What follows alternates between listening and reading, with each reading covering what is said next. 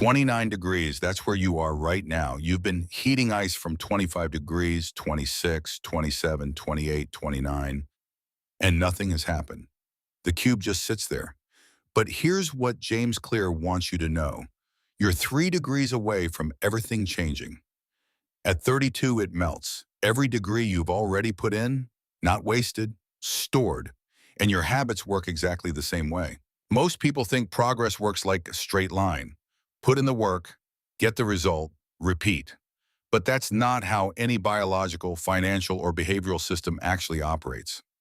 Real progress follows a curve that looks completely flat for weeks, sometimes months, and then shoots upward almost overnight. The problem isn't your discipline. The problem is your mental model of how change works. And once you fix that model, quitting stops making sense.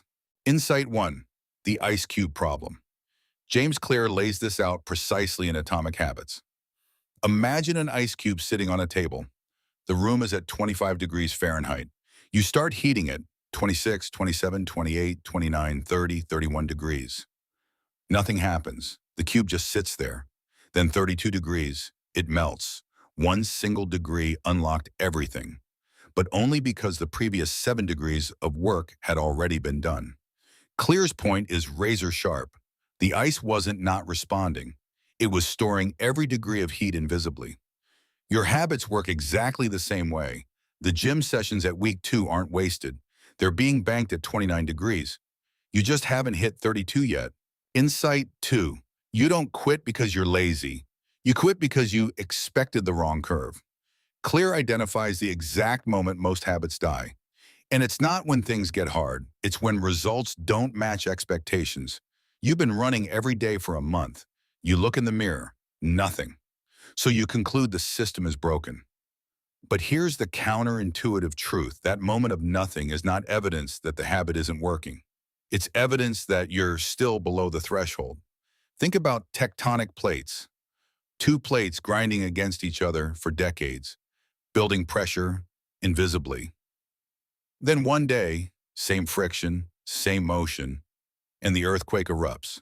Clear writes, change can take years before it happens all at once.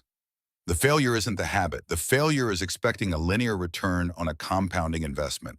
Insight 3, the math is nonlinear, and that's the whole point. Here's a number that reframes everything. If you get 1% better every single day for 1 year, you don't end up 365% better. You end up 37 times better. That's the math of compounding. 1.01 to the power of 365 equals 37.78. Clear puts it directly, habits are the compound interest of self-improvement. But compounding has a catch. The gains are backloaded. The first 60 days look almost identical to doing nothing. The payoff lives in days 200 through 365. So when you bail at day 30 because you can't see results, you're not escaping a failing system. You're cashing out a compounding investment the day before the interest kicks in. The 90-day rule isn't motivational fluff. It's the minimum sample size to actually see the curve bend. So here's the reframe. Every habit you've ever abandoned probably wasn't broken. It was at 29 degrees.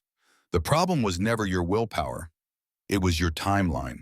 The 2 curves, what you expected versus what was actually happening, were never going to match in the short run. They were never designed to.